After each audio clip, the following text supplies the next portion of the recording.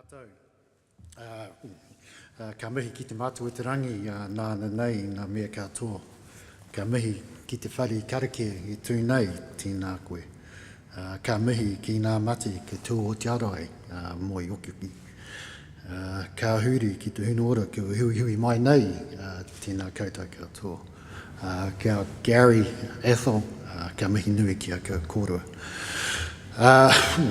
E te taha o te papa, ko maungatere te maunga, ko waimakariri te aua, ko Ngai Tahu huriri te hapu, ko tuahiwi te marae.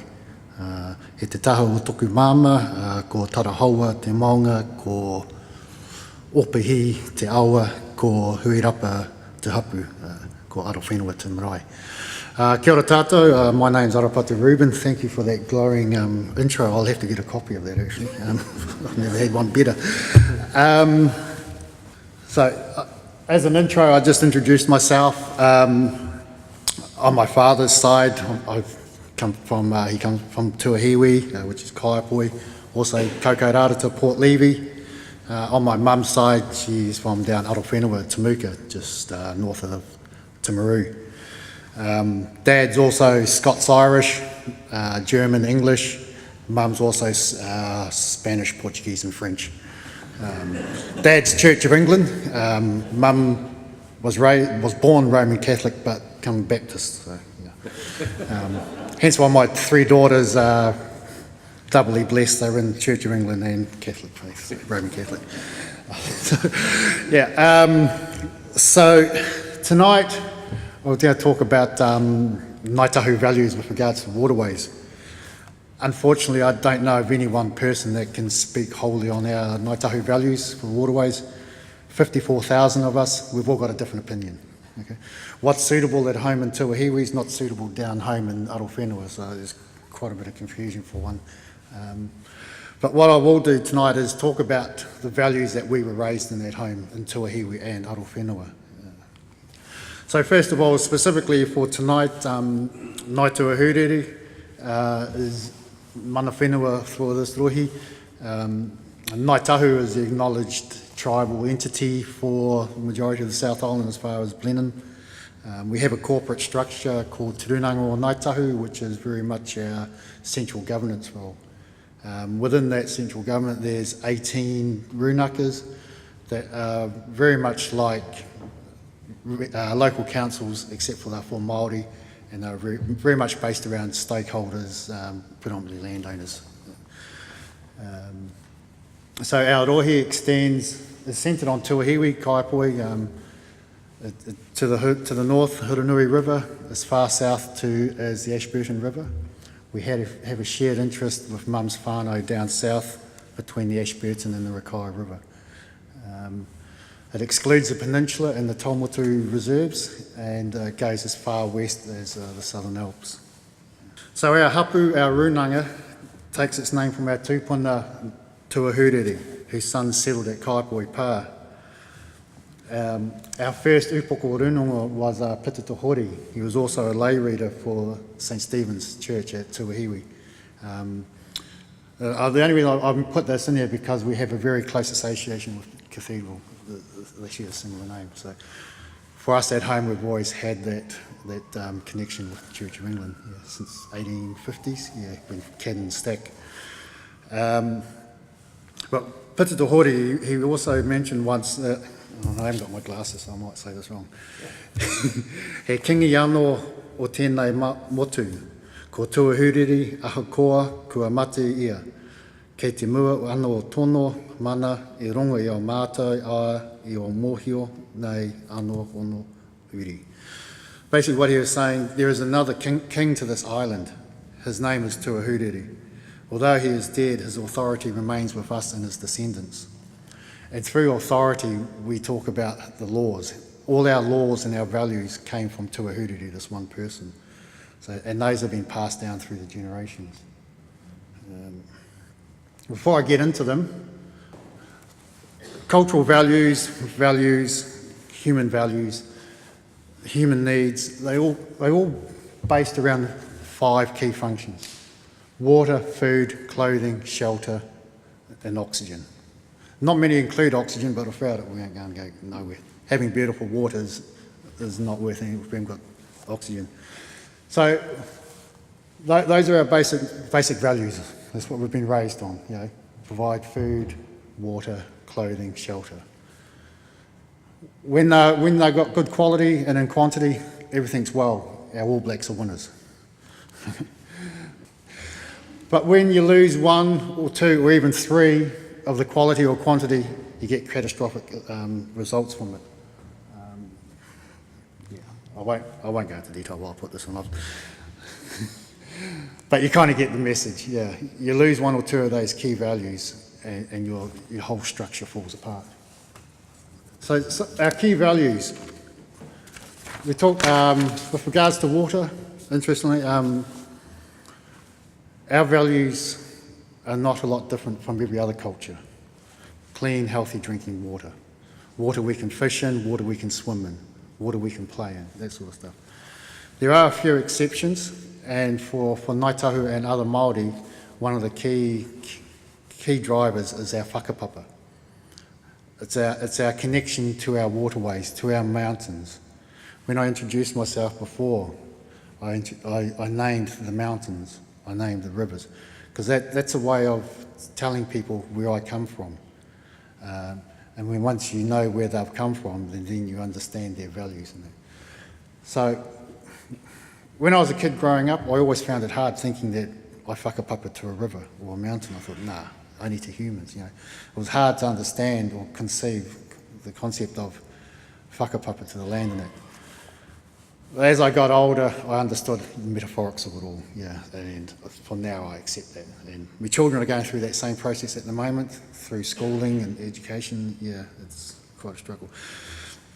So in a sense, Māori are asking, you know, when we always introduce ourselves, we say, no whea koe, or in today's language, where you from, bro? You know, that sort of stuff, or where you from, sister, you know. And that's that way of making that connection. So knowing those rivers and those maunga.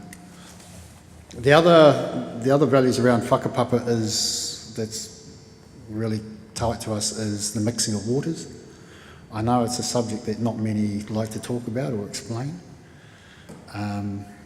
but I was raised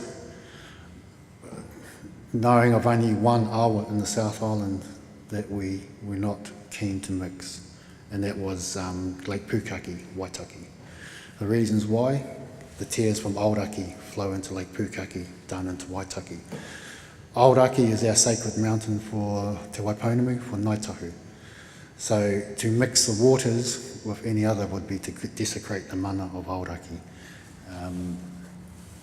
But then people say, oh yeah, but Waitaki, they're mixing the waters now. And we say, yes, that's true, but back then in the 70s, we didn't have the opportunity to engage with councils, local and central, to share our views and put other options forward. Today it's quite common. We're robbing the rangitata to feed the Rakaia catchment, we're robbing the Rakaia catchment to feed the Central Plains. Now we're thinking about shifting the Waimakariri River down to feed the rangitata. For us it just doesn't make sense. We're just robbing Peter to feed Paul. At the end of the day, there's a shortage of water. So, you know, we're just shifting it around like deck chairs on the sinking Titanic. You know, sometimes I really struggle with that one. So yeah, so whakapapa in a water sense, that's what it means for a lot of us. Mahinga kai, everyone knows about our mahinga kai, about our waterways. It's entrenched in the Ngai Tahu Settlements Act of 1998. It was of such importance to us that we felt it had to be at the forefront of our, well, not quite the forefront. There's 9 pillars. The first 8 pillars were on our land reserves, and the 9th one was on mahinga kai. It's central to our identity and our mana. Wherever you go throughout the island, each marae will have a specialty food source that's gathered from their waterways or from their lands.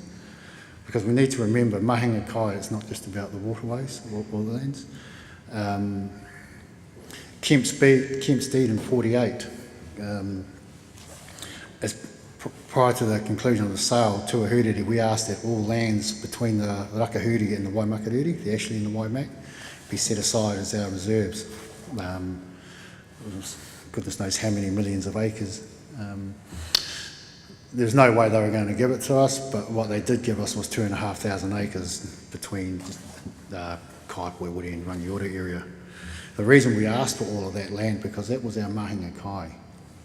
Not all of our food resources, our fish and that lived in this little reserve that we were given, 2,500 acres. It just reminds me of this. I was at a First Nations Tribal Economies Conference with Ngai Tahu Research Centre a few weeks ago, and there was a gentleman there, First Nations from Canada, Mike Laborde. His tribe were threatened with legal action because they were told they weren't allowed to fish for salmon outside of a certain period. They were told they were only allowed to fish from this point to that point between these hours of days, between these days in the month. And Mike Laborde, he was the chief of the First Nations tribe, and he looked at them straight in the eye and he says, "Have you told the fish that?" And these guys, the enforcement officer, go, "What?" He says, "Have you told the fish that? Because if you haven't told the fish that, how do they know they've got to be between this point and that point at these certain hours of the day so we can catch them?" And they were just gobsmacked. And this guy, he continued fishing. Publicity grew, all around it. Media got a hold of it, and all of a sudden there was thousands of them coming to support him, and they continued fishing. They locked up about 40 or 50, but in the end they had to release them, and they gave in. Yeah. So a similar scenario to us. We asked for all these lands to be set aside, but they gave us this little bit. And unfortunately, the fish and that they didn't grow in this little bit. They didn't swim in this little bit. They were all over these other areas. So that's always been a contentious issue for us at home. It's also in their whakawhanaungatanga. It's a word that means relationships. Having shared experiences, working together. Providing a sense of, and it provides a sense of belonging.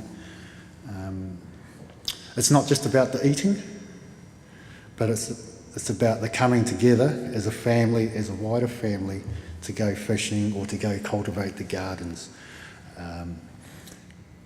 Eating them's the end result. I take my children. I've been eeling over at Wairewa since I was 4 years old. I nearly didn't make it past 6 years of age. I was sitting in one of these paru's one night in amongst the eels and the sacks, and they put me in a sack to keep me warm. Big waves came over the shingle bar, and all these sacks getting wiped out.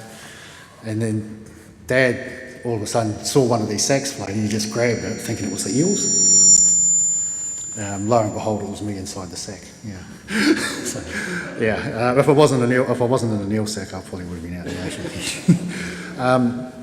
But yeah, it's the coming together those next few days, the sharing of songs, of laughter. Us young kids, we were too young to have a knife, but we'd had a stick and we'd be poking and scraping and all this sort of stuff. We all had our own jobs within it, and inevitably, in some cases, they'd compose waiatas and that while we're working on the tuna and that. So it covers a lot of our cultural pillars. My daughters have learnt how to weave the hinakis, the eel traps, and the nets as well. Yeah. So yeah, that whakawhanaungatanga is a big component of it. Okay, so I touched briefly on Camp Steed. We got this, we asked for that.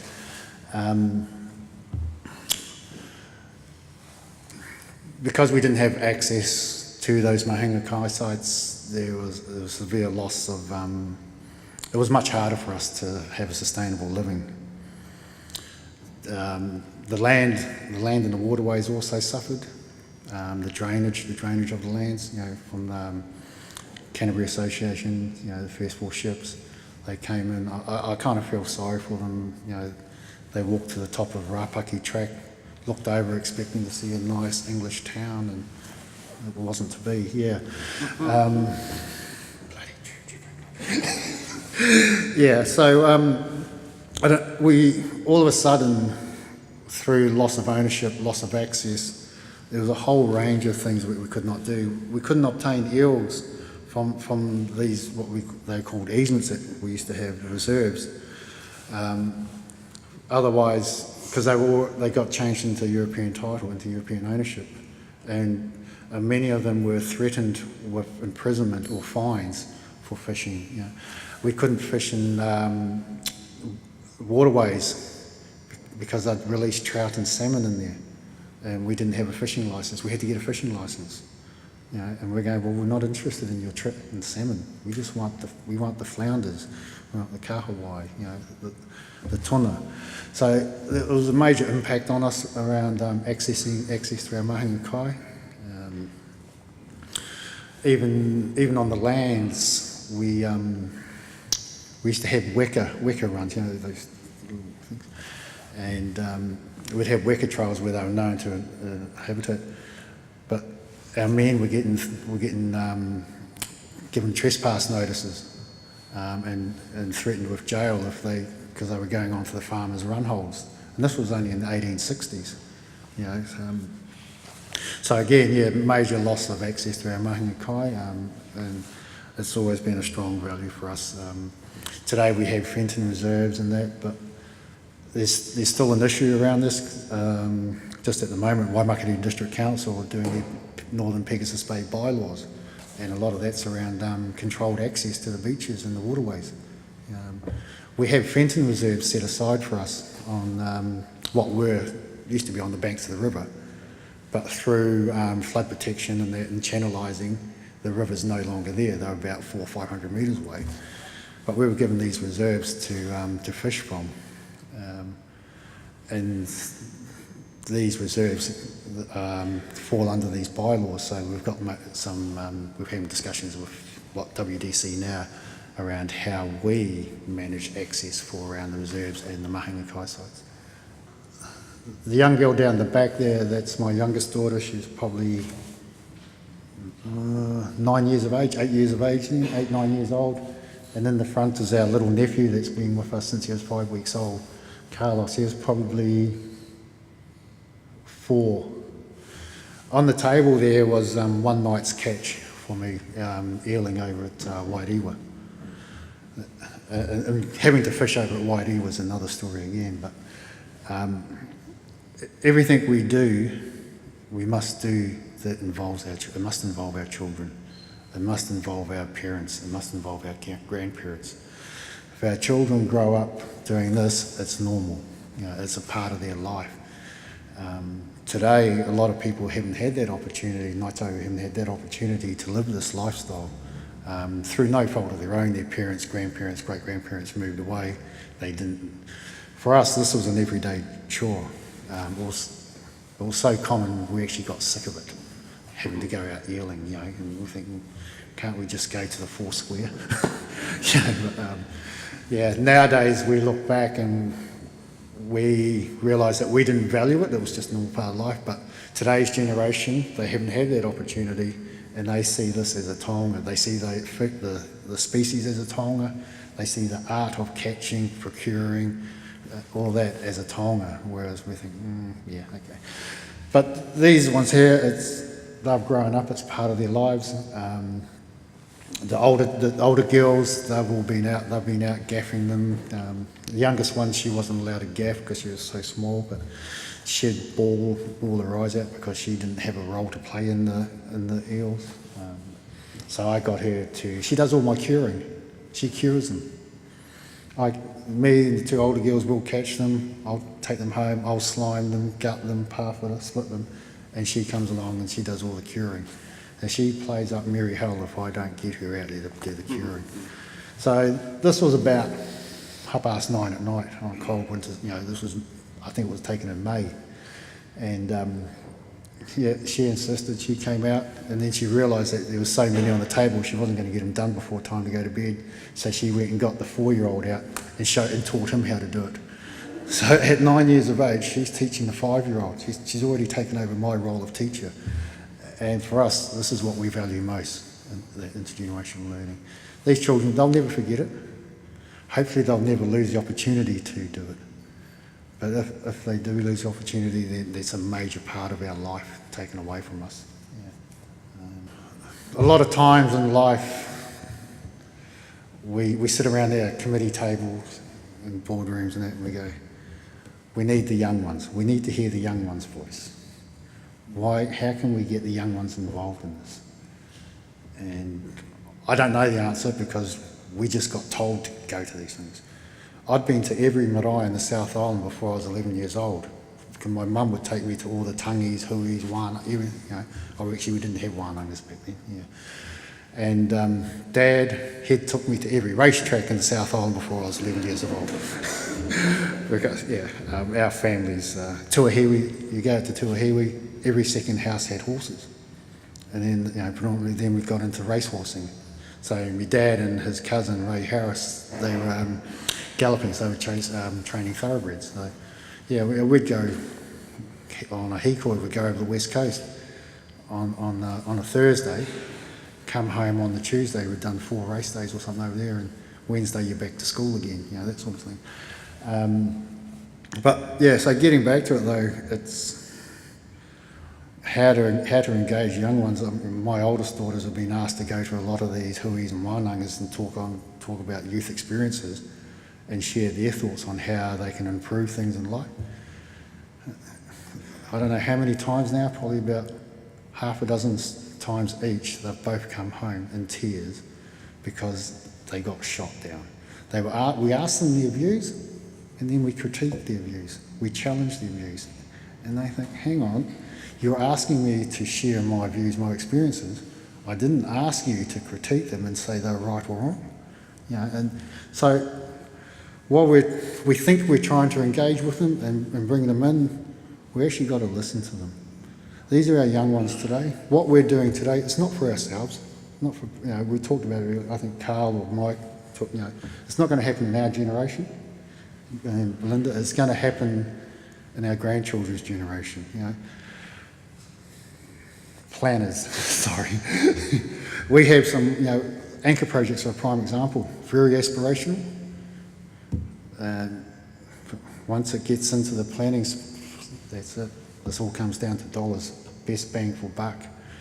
But sometimes we do need to bite the bullet and make those risky choices. Spend that extra money. We've all made big decisions in life. All our grandparents, our great grandparents. Quite often around the zone committee tables, people get hung up on this restoring the natural habitat back to its original state. And it'll never happen, you can't do it, it'll never happen. And I'm saying, well, that's okay, but I'd like to restore it back to its original intent, which was to feed the people, just to supplement the people. That we can do, I'm quite sure of it. So, and that's it for me. Kia ora.